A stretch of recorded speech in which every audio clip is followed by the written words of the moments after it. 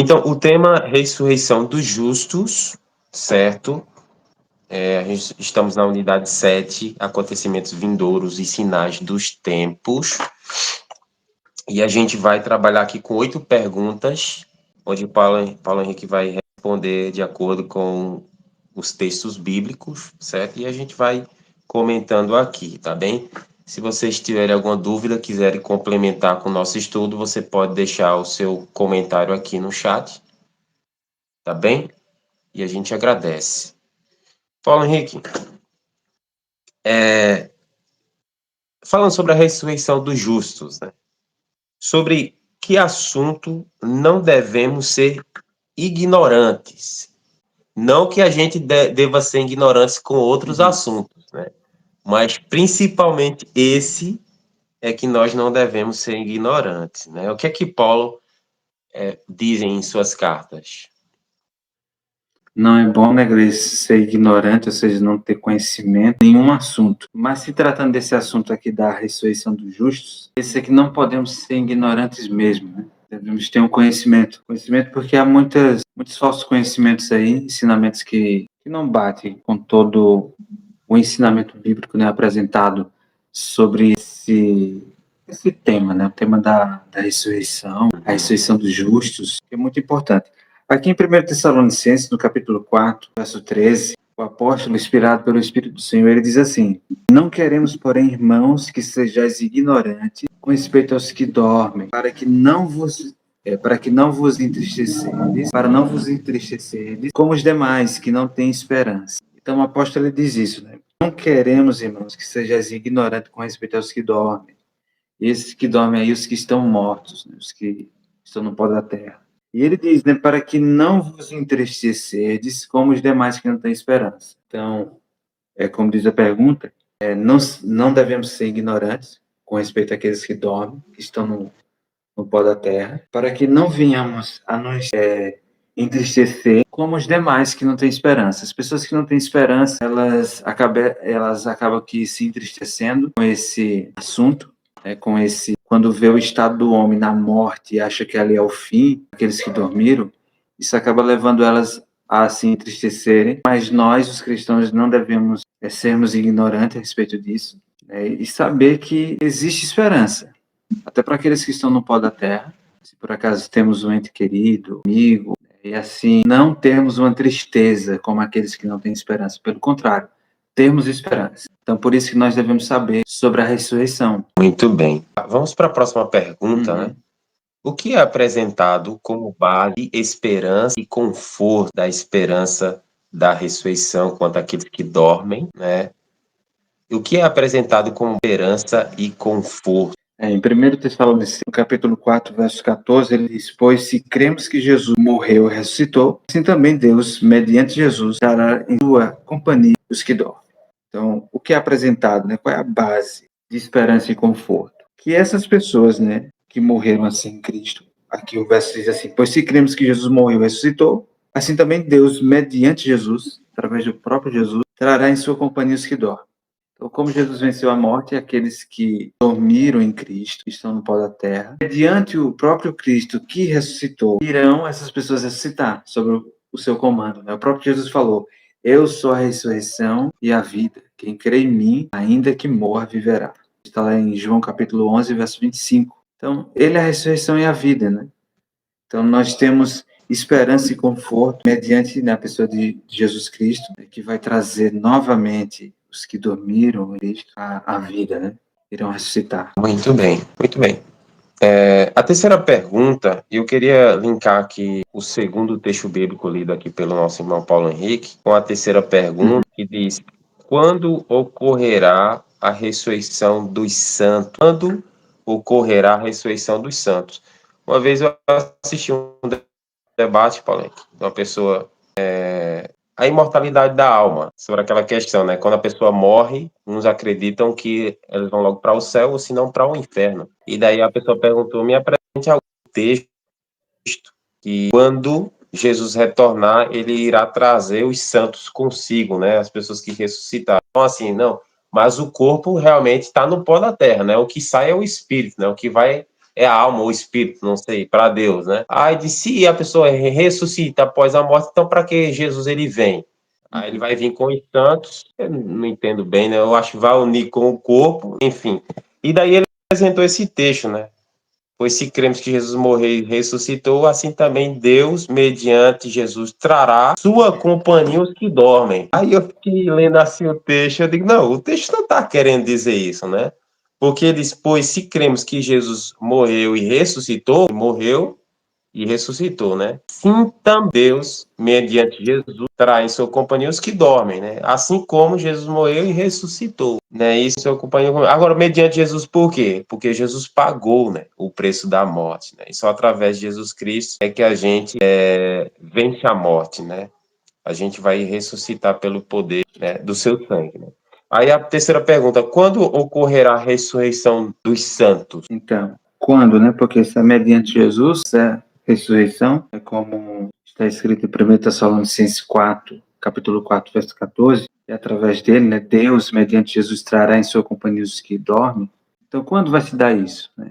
Será que vai ter um tempo, né, para que todos os justos ressuscitem? Bom, aqui em 1 Tessalonicenses, capítulo 4, verso 15 e 16, diz assim: Ora, ainda vos declaramos por palavra do Senhor isto, nós os vivos, os que ficarmos até a vinda do Senhor, de modo algum precederemos os que dormem. Porque o Senhor mesmo, dada a sua palavra de ordem, ouvida a voz do arcanjo e ressoada a trombeta de Deus, descerá dos céus, e os mortos em Cristo ressuscitarão primeiro. Esse momento que se dá, né? Porque o mesmo Senhor, diz o texto, dada a sua palavra de ordem, ouvida a voz do arcanjo, ressoada a trombeta de Deus, descerá dos céus, e os mortos em Cristo ressuscitarão primeiro. Então, isso vai acontecer no momento da volta de Jesus. No momento da volta de Jesus, ao toque da última trombeta, a voz do arcanjo, o próprio Cristo a falar, então os mortos irão ressuscitar. Então, assim, é garantido isso, né? Nós temos, nessa série de estudo, né, Gleison, nós temos apresentado aí as profecias, a profecia do nosso Senhor Jesus Cristo. E o nosso Senhor Jesus Cristo falou que haveria sinais que iam acontecer antes da sua vinda. E esses sinais aconteceram, principalmente no mundo natural, né? O escurecimento do sol, da lua. Se você ainda não viu esse estudo, você pode entrar no canal e ver, né, esse estudo aí. E daí se cumpriu. Então, a volta dele, com certeza, vai se cumprir. No momento da volta dele, vai se cumprir a ressurreição aí dos justos, os que dormiram no Senhor. Muito bem. Você fez um comentário que eu achei interessante, porque você mencionou aí, né, algumas pessoas debates que... Aí como é que é? A pessoa, quando morre, vai o corpo espiritual para o céu, fica um corpo material aqui na terra. Quando Jesus volta, vai trazer em sua companhia, né, os que dormem. Mas, espera aí, se eles dormem, se estão a dormir, eles estão mortos, né, dentro do contexto. Então, como é que é isso, né? Vai se juntar no corpo? Bom, isso é a crença, eu acredito que da maioria dos cristãos aí. Mas aqui em 1 Coríntios, no capítulo 15, diz assim, capítulo 15, verso 23, mas cada um por sua ordem. Cristo as primícias, depois os que são de Cristo na sua vinda. Cristo foi o primeiro a ressuscitar. Então, se vai ressuscitar como Jesus ressuscitou, Jesus ficou no túmulo. Ele não subiu ao céu. Exatamente. O espírito Pedro, está né? vivo lá, está consciente, a alma, né? Diz que a alma não morre, mas o corpo está morto, né? Ou seja, a pessoa está morto-vivo, né? Como é que ela, o estado que ela está, né? Eita. E o próprio Pedro, ele Mas sim, falou, né, que Davi, ele não subiu ao céu. Ele fala ali, né, ele pregando ali em Atos, ele mostrando que aquela passagem do Salmo ali não se referia a Davi, mas assim a Cristo. Então, em outras palavras, assim, os justos, Davi foi uma pessoa justa, está no túmulo, está esperando a ressurreição. Cristo, na sua ordem, foi o primeiro a citar, e os outros irão acontecer isso na vinda. E vai ser a semelhança da ressurreição de Cristo, né? Ressuscitar aí com o exatamente. corpo glorificado, né? Ter esse momento da glorificação, ressuscitar um corpo que não está sujeito mais à morte, ao envelhecimento, a ficar doente, né? Vai ser um corpo totalmente glorificado. E eu não sei se eu vou encontrar, tem outro texto ainda, mas eu não sei se eu vou encontrar agora aqui, que menciona também essa questão. Faz menção, aqui, Hebreus capítulo 13, o verso 20, porque o texto lá diz, vai trazer, né? Cadê aqui? O verso diz assim, mediante Jesus trará em sua companhia os que dormem. Mas essa expressão também de trazer dos mortos é referida também a Cristo. Hebreus capítulo 13, verso 20 diz assim: ora, o Deus de paz, que pelo sangue da aliança eterna, tornou a trazer dos mortos a nosso Senhor Jesus, grande pastor das ovelhas. Né? Muito bom. Tornou a trazer Jesus. Né? Ó, Muito bom. e assim, Muito bom. o mesmo vai acontecer, né, com os justos. Mediante Jesus Cristo, eles vão ser trazidos, né, assim, à vida novamente. A vida. Uhum. Muito bom o texto, Paulo Henrique. Boa argumentação. Né? O que acontecerá então, né? Porque você disse que ouvida a voz do arcanjo, né, ressoada a trombeta de Deus, dada a sua palavra de ordem, então descerá dos céus e os mortos em Cristo ressuscitarão primeiro. E diz Paulo que nós não precederemos os que dormem, né? Nós não vamos, tá, mas os mortos não iriam primeiro e depois a gente iria depois, né? O que é que diz Paulo, né? Ao que acontecerá então, né? Porque quando Cristo vier, ele não vai vir só buscar só aquelas pessoas vivas, mas os que morreram em Cristo, né? Estarão no sepulcro até dada a sua palavra de ordem, ouvida a voz do arcanjo, né? O que é que vai acontecer assim? Isso na pergunta 4. Interessante, porque quando se fala nisso da ressurreição, pode surgir uma dúvida assim, né, Gleice? Nos nossos amigos aí que estão acompanhando o estudo e daqueles que ainda irão ver depois esse estudo. Mas espera aí, certo, acontece a ressurreição, mas onde é que estão os justos, né, os vivos nesse momento, né? Vão estar a ver o acontecimento aí da ressurreição ou eles já vão direto para o céu, né? Como você falou, vão ir na frente? Como é que é isso, né? E aqui diz assim, o que acontecerá, 1 Tessalonicenses capítulo 4, verso 17, depois nós, os vivos, os que ficarmos, seremos arrebatados juntamente com ele. Com eles quem? Com os justos, né, ressuscitados, né? Seremos arrebatados juntamente com eles entre nuvens para o encontro do Senhor nos ares e assim estaremos para sempre com o Senhor. Pois é.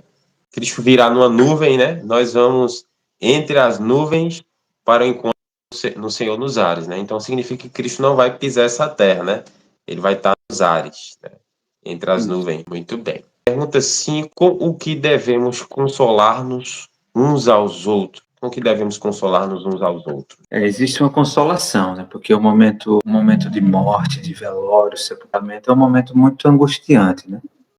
Não é fácil, assim, né? A pessoa, você viver uma vida ali com aquela pessoa, com seu parente, com seu familiar, amigo, e de repente aquela pessoa agora não vai estar mais ali com você não vai ter mais contato, né?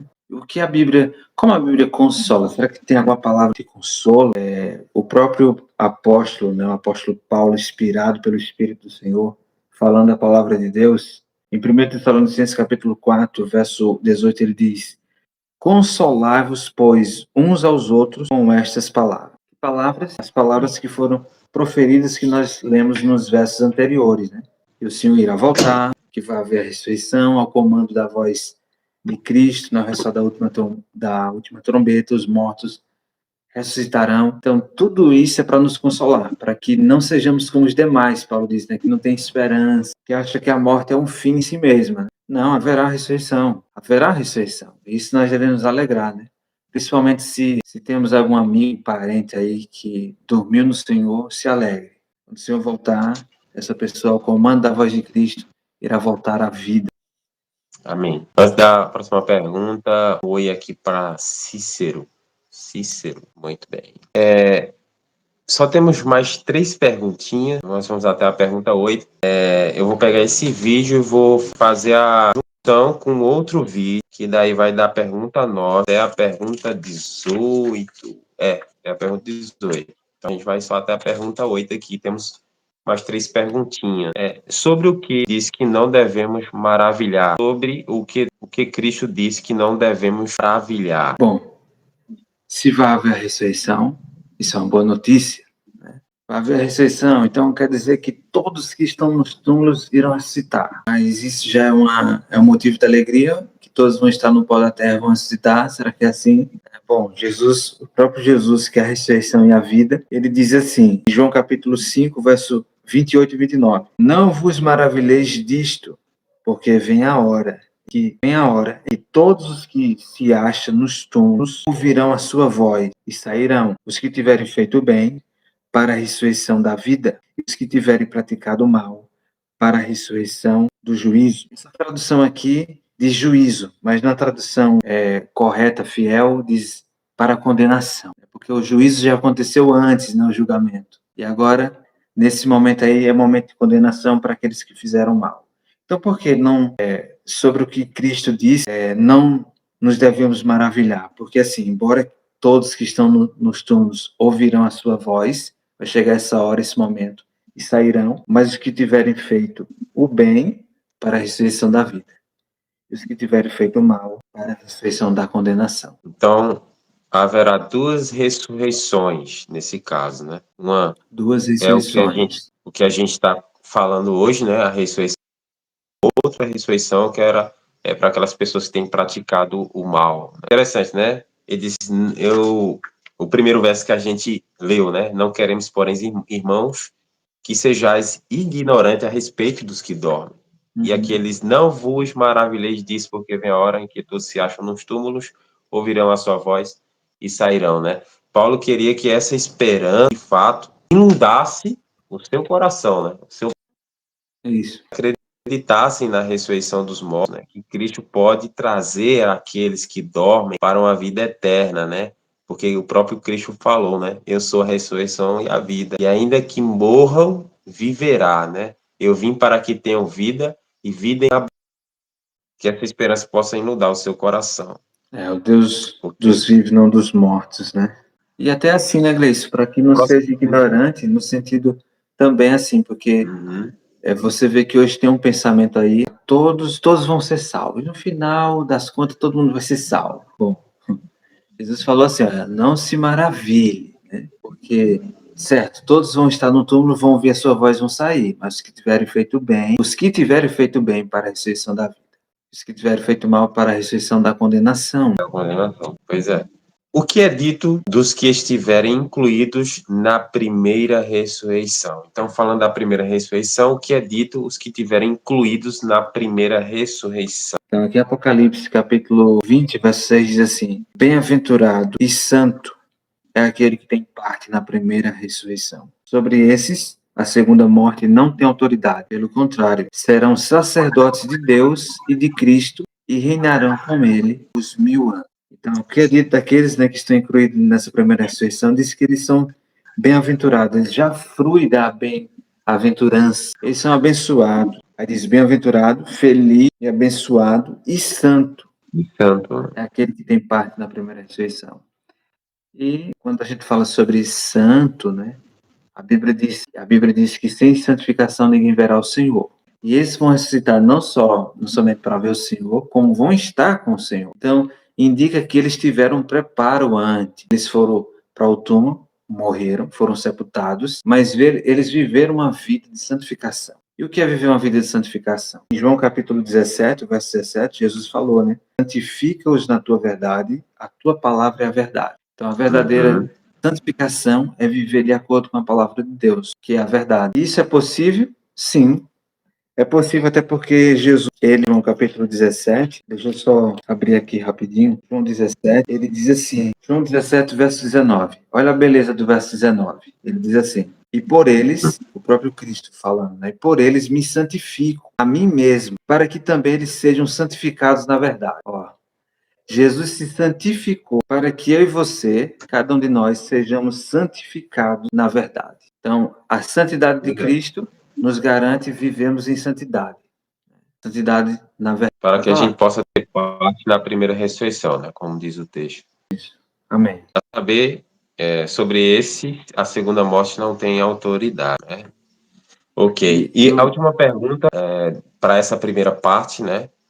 Sobre qual fato Paulo baseia a esperança cristã? Sobre qual fato Paulo baseia a esperança cristã? Ô, Gleice, eu fiz questão de mencionar um pouco sobre a santificação, que é uma doutrina bíblica, até porque, assim, para que as pessoas entendam, o que é dormir, então, no Senhor? No Senhor que santificou para que sejamos santificados na verdade e para que o texto lá de Apocalipse 20, verso 6, seja uma realidade. Se nós chegarmos a dormir no Senhor, que esse dormir seja de fato dormir no Senhor, nesse Senhor que nos santificou através da sua palavra, que é a verdade, para que possamos, assim, ressuscitar quando ele voltar. Bom.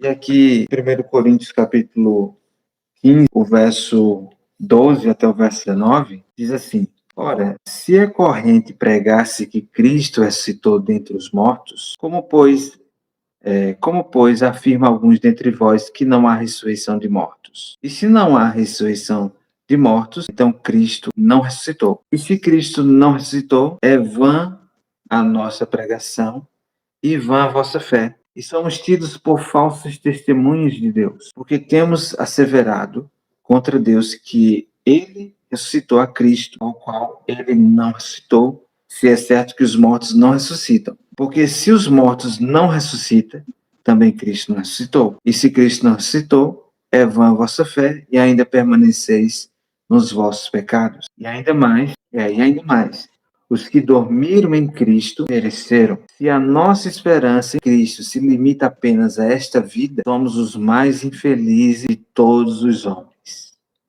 Então, a nossa esperança, né, de vida cristã está no fato da ressurreição de Cristo, porque de fato ele ressuscitou. Porque ele não ressuscitou, Paulo falou: olha, é vã a nossa fé, a nossa pregação, né, e estamos tipo a falar contra aquilo que já foi profetizado a respeito da ressurreição.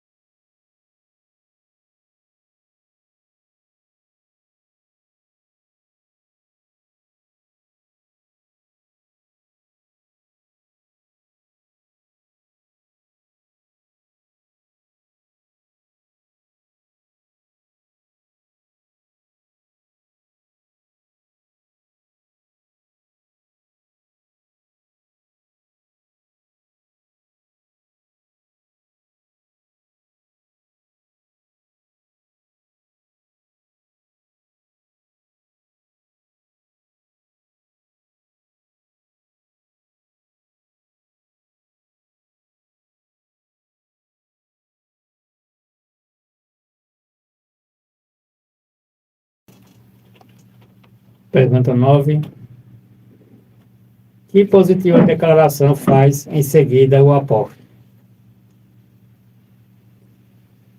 Qual é a positiva, né, declaração que faz o apóstolo? Ele diz assim: mas agora Cristo ressuscitou dos mortos e foi feito as primícias dos que dormem. Porque assim como a morte veio por um homem, também a ressurreição dos mortos veio por um homem. Porque assim como todos morrem em Adão, assim também todos serão vivificados e irão receber vida em Cristo. 1 Coríntios capítulo 15, verso 20 até o 22. Então é interessante, olha. Paulo aqui de uma maneira bem positiva, e esses homens não estavam para brincadeira, não era uma encenação, porque falar sobre a morte de Cristo e a sua ressurreição dos mortos, isso pesou, né, para os apóstolos. Esses ensinos de apresentar que esse Jesus, né, o Deus encarnado, o Deus que fez carne, habitou entre nós, levou a pregação dos apóstolos a chegar a criar um ódio daqueles que não acreditavam, e houve uma perseguição. Pergunta 10. Que disse Cristo de si mesmo? Porque o próprio Senhor Jesus Cristo, ele falou dele mesmo, né, no tocante a esse assunto da ressurreição. Ele diz assim, ó, em João capítulo 11, verso 25 e 26. Eu sou a ressurreição e a vida. Quem crê em mim, ainda que esteja morto, viverá. E todo aquele que vive e crê em mim, nunca morrerá. Aí o verso, agora indo para Apocalipse, capítulo 1, o verso 18, ele diz: eu que vivo e fui morto, mas eis aqui estou vivo para todo sempre. Amém. E tenho as chaves da morte e do inferno, Hades, né? Essa palavrinha que significa sepultura. Versão brasileira, né? Então, mesmo, o significado Sim. é a sepultura. Então, Jesus Cristo, ele venceu a morte. Ele foi morto, estive morto, mas estou vivo para sempre. Ele tem as chaves da morte e da sepultura. Então, todo aquele que morre em Cristo está garantido. Jesus pode abrir a sepultura, trazer de volta as pessoas, do reino aí da morte, né? E o interessante também é o que ele diz no primeiro verso que eu li aqui de João, quando ele diz assim: eu sou a ressurreição e a vida. Ó, ele é a ressurreição e a vida. Como é que agora alguém pode dizer assim, como Paulo estava combatendo aquele ensino errôneo, né? Que alguns dizem assim: não, ele não ressuscitou. Olha, ora, ele é a ressurreição, né, a vida. E quem crê em mim, ele disse, ainda que esteja morto, viverá. Por isso que vai para o terra uma fala. O pessoal falava assim, ó, acho que tem muitas pessoas que ainda falam isso. São, com respeito à ressurreição, ignorantes, né, não sabem. Diz assim, ó, Deus tem jeito para tudo, menos sua morte. Então ele acaba não tendo jeito para tudo, né? Porque se não tem para a morte, então tem algo que ele não tem jeito. Mas ele é a ressurreição, ele tem jeito. Porque ele esteve morto, né, como ele mesmo diz no verso 18 de Apocalipse 1, mas ele está vivo para todo sempre. E o último inimigo que ele vai vencer é a morte, né? Isso, bem lembrado. O último inimigo a ser vencido será a morte. Né, pelos salvos, né, através do poder de Cristo, né? Exato. Pergunta 11. Que pergunta faz Jó e que resposta lhe dá? Tinha um certo grupo ali nos tempos de Jesus que não acreditavam na ressurreição, né? Até houve uma questão ali, né, para que Jesus respondesse a eles, né? Porque eles, na visão deles, no livro de Moisés, não falava a respeito da ressurreição. E Jesus mostrou para ele que Deus era Deus dos vivos e não dos mortos. Como também, se o livro de Jó foi escrito por Moisés, né? Aí a pergunta é, que pergunta faz Jó e que resposta lhe dá com respeito a essa questão da ressurreição, né? Uhum. Então, 11. Jó é interessante, que o verso ele diz assim: morrendo o homem, porventura, tornará a viver? Uma pergunta que ele faz, né? Uhum. E ele responde, né? Todos os dias de meu combate esperaria até que viesse a minha mudança. Essa mudança aqui faz uma ligação com 1 Coríntios capítulo 15, versos 51 e 52. A mudança da transformação. Chamar-me-ias e eu te responderia. Afeiçoar-te a obra de tuas mãos. Afeiçoa-te a obra das tuas mãos. Então Jó ele diz, né? Olha, faz uma pergunta: morre do homem, porventura tornará a viver? Sim, em outras palavras, sim, né? Sendo bem objetivo. Porque ele diz: todos os dias de meu combate esperaria até que viesse a minha mudança, a minha transformação. É disso que ele está falando, né? Aham. Da ressurreição, do tornar a viver. Né? Então, Jó, ele tinha essa esperança, que um dia ele iria ser ressuscitado. Né? E até aqui no próximo verso ele vai falar mais, né, sobre Sim, isso. Sim. Pergunta 12. Por que desejava Jó que suas palavras fossem escritas num livro, e que com pena de ferro e com chumbo fosse para sempre esculpida na rocha? Olha, quero deixar essas palavras, né, Uhum. firmes ali, né? Nem com o tempo irá ser desfeita nessas palavras. Uhum. Aqui em Jó, no capítulo 19, verso 25 e 26, ele diz assim, que eu acho muito, muito bonito essa declaração, essa firmeza, essa confiança de Jó, quando ele diz assim: e que por fim se levantará sobre a terra.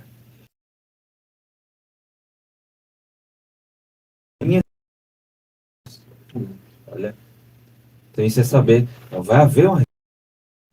Eu vou esperar até que venha a minha mudança, a minha transformação. Vai ser nesta minha carne, né? Ou seja, eu vou receber essa mudança, essa transformação, e eu verei a Deus.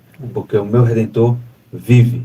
Então, pergunta 13. Como diz São Paulo, ressurgirão os santos? Como é que ele diz, né? Que vai surgir aí, vai ressuscitar os santos.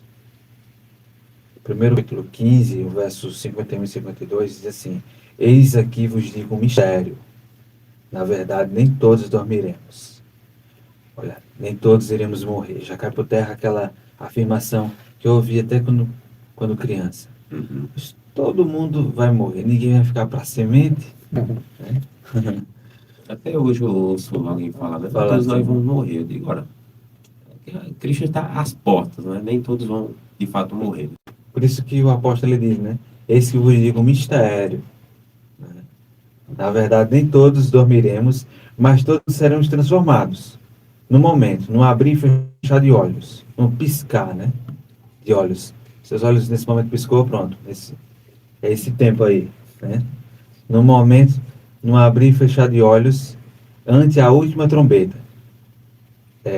Porque a trombeta soará e os mortos ressuscitarão incorruptíveis e nós seremos transformados. Os mortos vão ressuscitar incorruptíveis, não mais com o corpo envelhecidos, gastos, quem sabe, pela alguma doença cruel, né? Que acabou, ou um corpo aí com a deficiência, faltando, quem sabe, algum membro. Não vai ressuscitar assim. Vai ressuscitar de uma maneira incorruptível. Né? E aqueles que estão aí vivos, por ocasião da volta de Jesus, como já falamos aqui, serão transformados.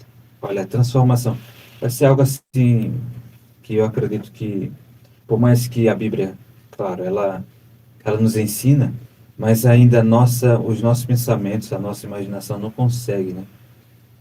E ao ponto de, assim, ficar de uma maneira bem, como é que eu posso dizer? Bem concreta, como será esse dia, né? Os mortos a ressuscitar de uma maneira, os corpos aí incorruptíveis, os justos sendo transformados e todos sendo transladados para o encontro do Senhor nos ares. É algo impressionante, algo fora assim da imaginação humana, do que o ser humano possa conseguir produzir, né, através da sua mente. Por isso que nós não podemos ficar de fora, né? Nós devemos tanto estar lá ou se estivermos a dormir no pó da terra, ressuscitarmos ao comando da voz do Senhor, ou se estivermos aí vivos, sermos transladados aí, sermos transformados e recebemos a transladação. Pergunta 14. Que grande mudança ocorrerá então em seus corpos? Muito bem, vamos entrar em mais detalhes, né? Sobre essa mudança, essa transformação que vai ocorrer, né? Que mudança vai ser essa nos corpos?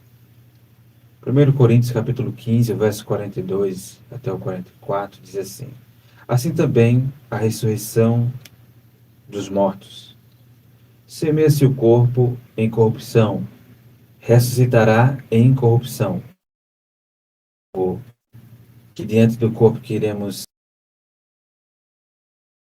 ponha nesse corpo, é um corpo glorioso, né? Nem se compara. Semeia-se em fraqueza, ressuscitará em vigor. Semeia-se corpo natural, ressuscitará corpo espiritual. Olha aqui que contraste, né? Para esse corpo que nós temos hoje e para o corpo glorioso que iremos ter por ocasião da volta do Senhor Jesus. Por isso que eu penso assim, né, que nós devemos apressar porque a volta de Jesus, não só pelo fato que esse é o principal de vê-lo, mas também há bênçãos reservadas aos salvos. Né, ter um novo corpo, né, um corpo que não é mais sujeito à fraqueza, sujeito à morte. Né? Agora teremos um corpo imortal. Então devemos levar essa mensagem, e até porque temos, eu não sei vocês, mas alguns familiares meus já dormem, né? Estão no pó da terra. Então, nós a lembrar do passado, né? E pensar assim, poxa, essa pessoa, o inimigo, esse inimigo aí da morte, né? Levou essa pessoa. E precisamos nos encontrar, estamos reunidos, né? Por isso que devemos pregar essa mensagem para que o Senhor volte e haja essa união novamente com os queridos, com amigos. E eu acredito que muitas pessoas que estão nos ouvindo perderam aí seus entes queridos e querem reencontrar, querem estar juntos novamente. Pergunta 15. Que se dirá então? No caso, que cada um vai dizer então, né? Porque você falou, né? Semeia-se em fraqueza, ressuscitará em vigor, né? Ele vai sentir, né? Quando ele ressuscitar ali, ou quando ele for transformado, ele vai sentir em si mesmo uma força, um vigor que antes ele não tinha, né? Agora, não só mediante, né, a essa questão, mas também a fé e a confiança que ele tem em Jesus Cristo, né? De que esse é o nosso Deus a quem nós aguardávamos, né? Nós vamos viver para sempre, né?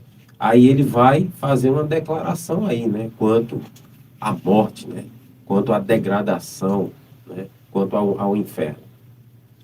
Eu acho interessante essa declaração, porque se eu e você, cada um de nós aí estiver por ocasião da volta de Jesus no pó da terra, a gente iremos falar isso, né? Diz assim: onde está, ó morte, o teu aguilhão? Onde está aí a tua arma de morte, né? Onde está, ó inferno, ou seja, ó sepultura, a tua vitória? Como você bem falou aí, Gleison. As pessoas com o novo vigor da vida eterna. Onde está, né? Onde está? Cadê agora, né? Vocês não foram páreos aí, né? Para o Senhor Jesus Cristo, que nos dá a vitória, né, sobre a morte. Por isso que essa aclamação aí, né, o que eles irão falar, né, os salvos, vão ser essas palavras, né? Onde está o morto, o teu aguilhão? Onde está o inferno, ou seja, a sepultura, a tua vitória? Pergunta 16. Quando disse Davi se sentiria satisfeito? Quando ele disse, né, no tocante a este assunto que estamos apresentando aqui, no Salmo 17, verso 15, ele diz assim: quanto a mim, contemplarei a tua face na justiça, satisfar-me-ei da tua semelhança quando acordar. Veja que a morte é comparada ao que é um sono. Então ele disse, eu vou ficar satisfeito da tua semelhança quando acordar, ou seja, quando despertar do sono da morte. Não é? Pergunta 17. Que confortadora promessa fez Deus, concernente aos santos que dormem? Tem uma promessa, né, confortadora de Deus, concernente aos santos que dormem. E aí, aqui diz assim, ó, Oséias capítulo 13, verso 14, diz assim: E os livrará do poder da morte, e os resgatarei da morte. Ó inferno, eu serei a tua moedura. Ó, os livrarei do poder da morte, e os resgatarei da morte. Ou seja, todos aqueles que aceitaram o Senhor, por isso que hoje, né, mais uma vez enfatizando, se ouvides a voz do Senhor, não endureça o coração, se entregue ao Senhor, porque um dia a morte, se ela chegar a ter um domínio sobre nossa vida, o Senhor vai nos livrar desse domínio, vai nos resgatar deste poder cruel, deste inimigo, como o Leandro bem falou aqui, é o último inimigo que vai ser destruído, a morte. E vai ser promessa do Senhor, porque o Senhor venceu a morte, né? Ele disse, eu estive morto, mas eis que estou vivo para sempre. Última pergunta. Que mais prometeu ele fazer? Interessante que essa promessa é uma promessa que leva muitas pessoas em países aí de primeiro mundo a aceitar a mensagem. Porque muitas pessoas está tudo bem a vida, né? Materialmente, familiar, tá com dinheiro no bolso, família, todo mundo saudável. Eu disse assim, mas para que eu me tornar um cristão? Já está tudo bem. Infelizmente as pessoas muitas vezes enxergam o cristianismo como se fosse ganhar algumas bênçãos materiais. Não que não possa ganhar, né? Mas diante dessa promessa que muitos se convertem ao Senhor, porque a morte chega para todos, né? É um vilão inimigo aí terrível. E aqui diz assim, Apocalipse 21, verso 4, e Deus limpará dos seus olhos toda lágrima, e não haverá mais morte, nem pranto, nem clamor, nem dor, porque já as primeiras coisas são passadas. Não vai existir, né? Mas a morte, nem o pranto, as pessoas que perderam seus entes queridos ficarem em pranto, principalmente quando é uma morte assim, algo repentino, né? Que acontece, há um pranto, né? Porque, poxa, a gente não estava preparado para perder assim de uma hora para outra, né? Nem clamor, nem dor, porque já as primeiras coisas são passadas. Ou seja, o Senhor Deus irá fazer novos céus e uma nova terra. Eu queria só fazer mais um adendo aqui com relação. E eu acredito que não esteja errado, né? A Deus limpar as lágrimas, né? Já não haverá mais morte, nem pranto, nem dor, né? Porque as primeiras coisas são passadas, né? Mediante aquele cenário, né? De ver pessoas, né? Da sua própria família ali a ser condenada eternamente, né? Com fogo e tal, diante daquelas pessoas, as pessoas irão o quê?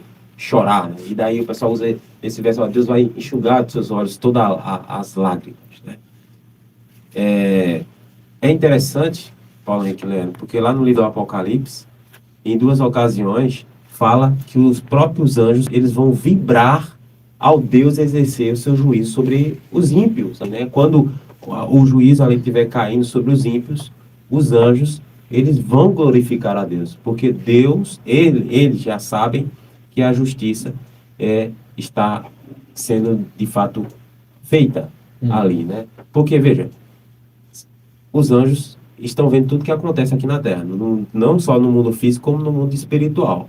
A maldade e a perseguição, né, dos anjos maus contra... Que participado, né? Assim, né? Exatamente. E daí, quem está mais ansioso para o final desse desfecho final é os anjos. Né?